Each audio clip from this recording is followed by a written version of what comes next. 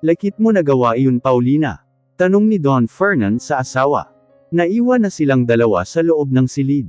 Hindi pa rin siya makapaniwala, na ginawang ipakasal ng kanyang asawa ang kanilang bunso. Masyado pa itong bata, para magkaroon ng sariling pamilya. Ginawa ko yun dahil kailangan natin ng pera Fernan. Hindi ba tama naman ang ginawa ko? Huminga ng malalim si Don Fernan. Ipinakasal mo si Lindy. Mali iyon. Napasinghap si Doña Paulina. Bakit parang kasalanan ko pa itong nangyari? Ginawa ko lang naman, kung ano sa tingin ko ang makatutulong sa pamilya natin Nagagalit ka lang dahil si Lindy ang kinasal. Bakit ba masyado mong kinakampihan yang anak mo? I can't believe you Paulina. Fernan, hindi ba matagal nyo ng plano to ng kumpadre mo? Anong mali sa pagpapakasal sa kanilang dalawa ngayon? Oo, pero hindi si Lindy. Nag-iwas ng tingin si Doña Paulina. Ilang sandali pa ay napailing-iling na siya. Sinasabi ko na nga ba? Nagagalit ka dahil si Lindy ang ikinasal at hindi si Liza. Bakit ka ganyan? Parehas mo naman silang anak. Ganyan din ba ang magiging reaksyon mo, kung si Liza ang ikinasal? Maluhaluhang tanong niya. Napabuga ng hangin si Fernan. Nasapo niya pa ang kanyang dibdib, dahil pakiramdam niya ay bigla iyong bumigat. Agad namang natarante si Paulina at lumapit sa asawa. Sorry, may masakit ba sa'yo? Tatawag ako ng doktor. Natatarantang sabi nito. Agad na hinawakan ni Fernan ang braso ng asawa, noong akma itong tatayo ulit. Marahan niya itong hinhila paupo sa kama at tinitigan. Ayos lang ako, sigurado ka? Oo, muling bumuga ng hangin si Fernan. Pasensya na kung ganito ang reaksyon ko. Hindi naman ganun ang ibig kong sabihin. Ganito rin ang mararamdaman ko, kung sakaling magpakasal si Liza nang hindi ko alam Paulina. Sana ay maintindihan mo ako. Bahagyang lamabi ang Donya. Talaga, alam ko namang mas mahal mo ang bunso natin. Pero sana ay huwag mong kalilimutan ang panganay natin Fernan. Siya ang panganay mo, anito na binigyang diin pa ang salitang panganay. Alam ko, nangyari na. Kaya wala na akong magagawa pa.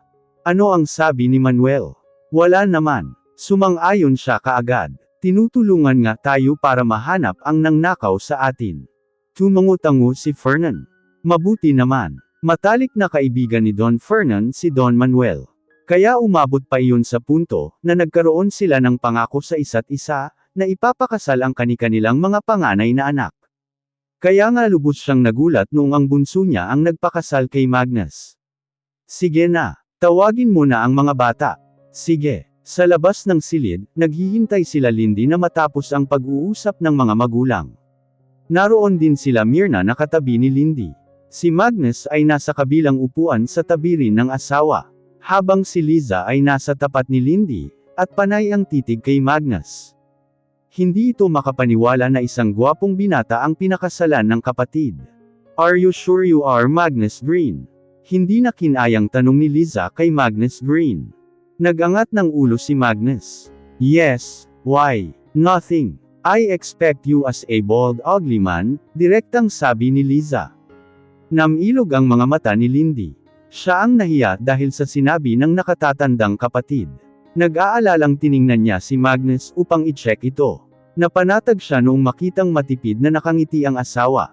Really? I don't think so. Iniikot ni Liza ang mga mata. Whatever. Good luck with my sister. Masyado siyang inosente at tatanga-tanga sa mga bagay-bagay. Lumaki kasi sa hasyenda. Napatungo si Lindy. Muli siyang nakaramdam ng pagkapahiya ngayon. Sa harapan pa talaga ni Magnus nito sinabi ang mga iyon. Bahagyang nangunot ang noo ni Magnus.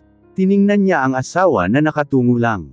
Pagkatapos ay tiningnan niya rin si Liza na nakataas ang kilay, habang nakatitig kay Lindy. Kitang-kita niya na bahagyang nakaangat ang gilid ng labi nito.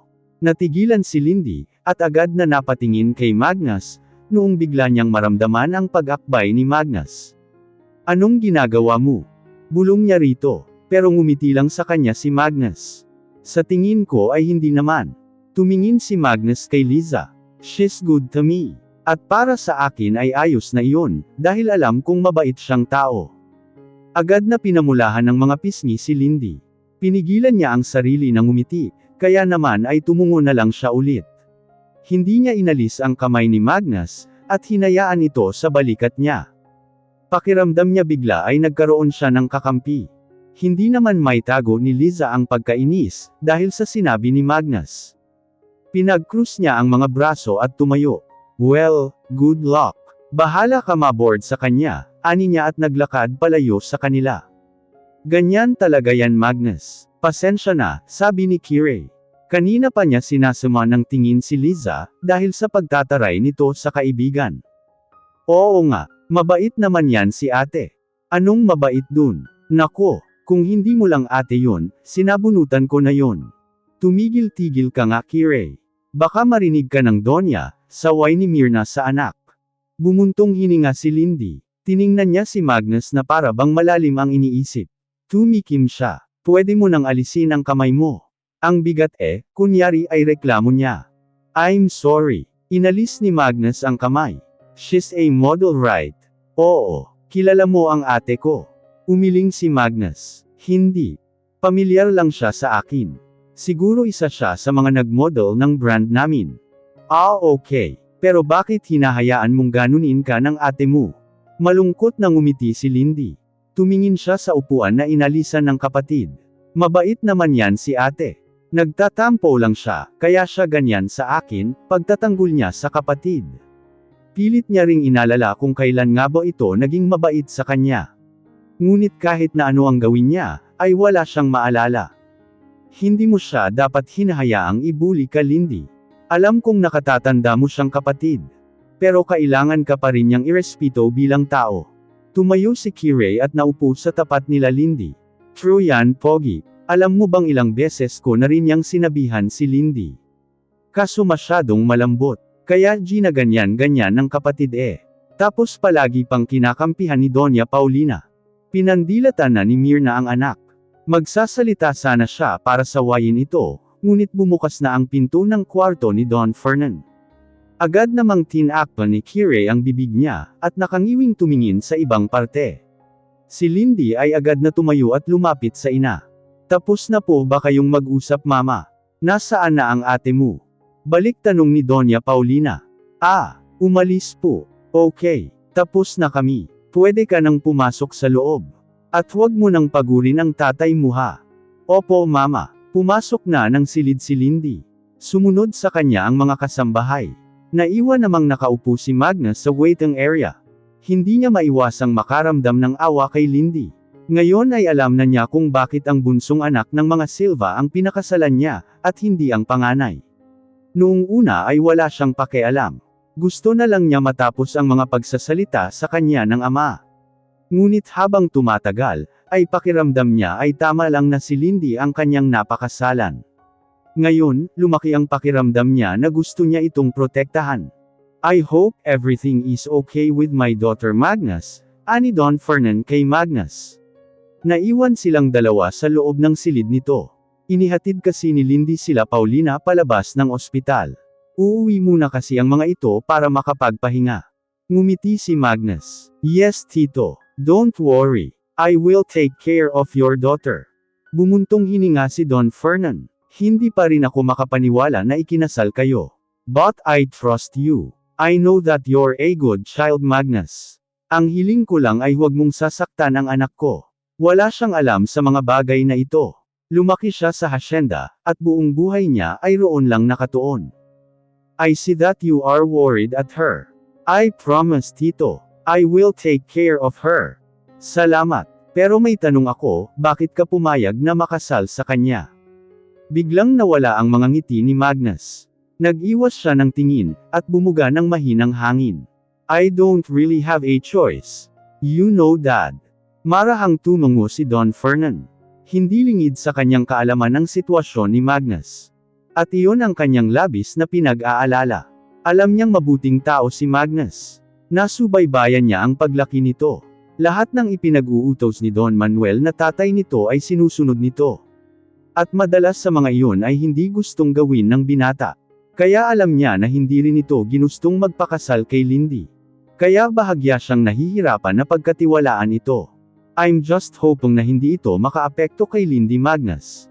Sure tito. Pinilit na ngumiti ni Magnus. Noong una ay wala talaga siyang balak na magkaroon ng kaugnayan kay Lindy, kahit nakasal na sila. Pero ngayon ay para bang may kung ano sa dalaga na nagsasabi sa kanya, na kailangan niya itong protektahan. Pagkatapos mag-usap nila Magnus, ay umalis na rin ito. Kailangan pa nitong pumasok sa opisina nito. Habang si Lindy naman ay naiwan sa ospital, para bantayan si Don Fernan. Kumusta ka na, anak? Papa, ayos lang ako. Ang kalusugan mo ang dapat nating bantayan. Maayos ba ang pakikitungo sa iyo ni Magnus? Sandaling natigilan si Lindy. Matipid siyang ngumiti at tumango sa ama. Opo naman pa, mabait naman si Magnus sa akin. Totoo ba yan? Hindi mo ba siya pinagtatakpan? Opo pa, kaso hindi ko alam na matako pala siya. Nangunot ang noo ni Don Fernan. Bakit? Kasi gusto niya palaging nilulutuan ko siya. Kahapon, pumunta pa siya sa hasyenda noon, para lang magtanghalian. Talaga, hindi makapaniwalang sabi ni Don Fernan.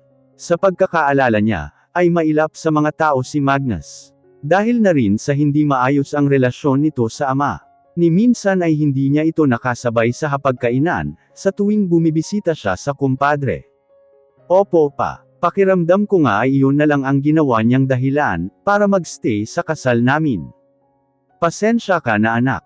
Wala akong nagawa noong pinakasal ka ng mama mo. Ayos lang po. Ginawa ko naman ito para sa iyo pa. Hindi mo kailangang magpasensya. Bumuntong hininga si Don Fernan. Pero alam ko na hindi mo ito gusto, di ba? Napatungo si Lindy. Hindi niya talaga mate at tago ang katotohanan sa kanyang papa. Pero hindi naman niya masabi iyon ng direkta rito, dahil ayaw niyang madagdagan pa ang isipin nito. Ayos lang talaga, pa. Huwag mo na akong intindihin. Ang importante ay maging maayos na ang kalagayan mo, at mahuli na yung sumalbaha sa negosyo mo. Malungkot na napangiti si Don Fernan. Alam niyang hindi tatanggi ang kanyang anak, sa lahat ng hihilingin ng kanyang asawa. Kaya nakakalungkot na kahit na alam niyang ayaw nitong magpakasal ay ginawa pa rin ito. Ilang araw pang nanatili sa ospital si Don Fernan, bago ito tuluyang nakauwi. Minabuti nitong sa hasyenda muna manirahan habang nagpapagaling. Kaya naman ay nakiusap din si Lindy kay Magnus na maglalagi rin muna siya roon, hanggang sa gumaling ang kanyang ama. Han, sigurado ka na ba na gusto mong dito ka muna? Tanong ni Paulina sa asawa. Oo, mas mabilis akong gagaling, dahil sariwa pa ang simoy ng hangin dito. Ako na ang bahala kay Papa Mama. Huwag kang mag-alala, nakangiting sabi ni Lindy. Naiikot ni Liza ang mga mata. Baka lalong magkasakit sa iyo si Papa. Ano ba ang ginagawa niyo rito at ang baho? Agad na nabura ang mga ngiti ni Lindy, at nakaramdam ng pagkapahiya. Palagi namang naglilinis sila kuya ate. Hay nako, tama na iyan.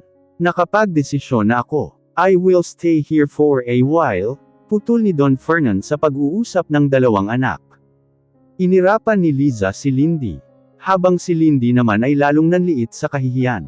Napagdesisyonan na niyang bukas ay papalinisin niya ng maayos ang buong hasyenda.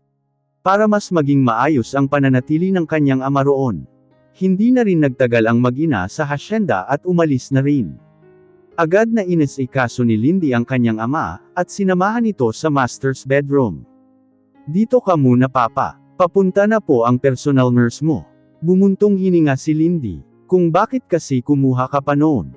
Kaya naman kitang alagaan, may himig ng pagtatampong sabi niya.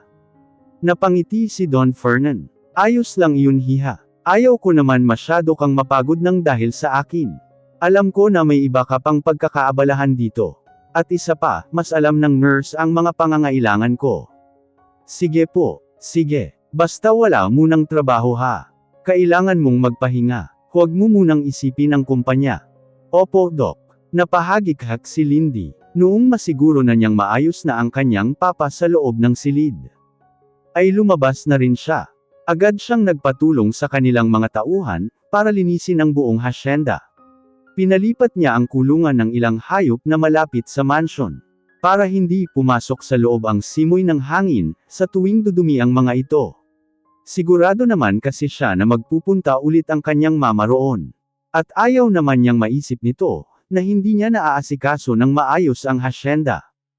Hindi rin nagtagal ay dumating na ang personal nurse na kinuha ng kanyang papa.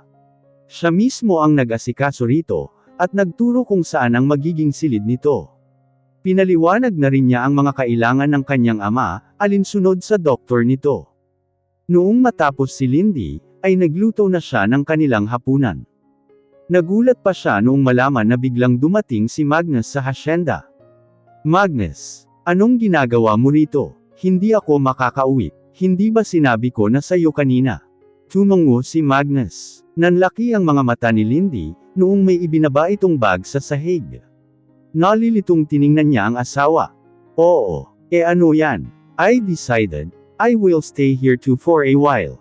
Ngumiti ng malapad ang binata. Halos lumuwa naman ang mga mata ni Lindy dahil sa gulat. Ha, sigurado ka ba? Bakit? Kaya mo ba manirahan dito?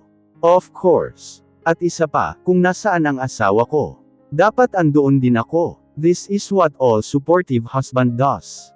Napalunok si Lindy. Wala siyang ibang nasabi, at napatitig na lang sa binata.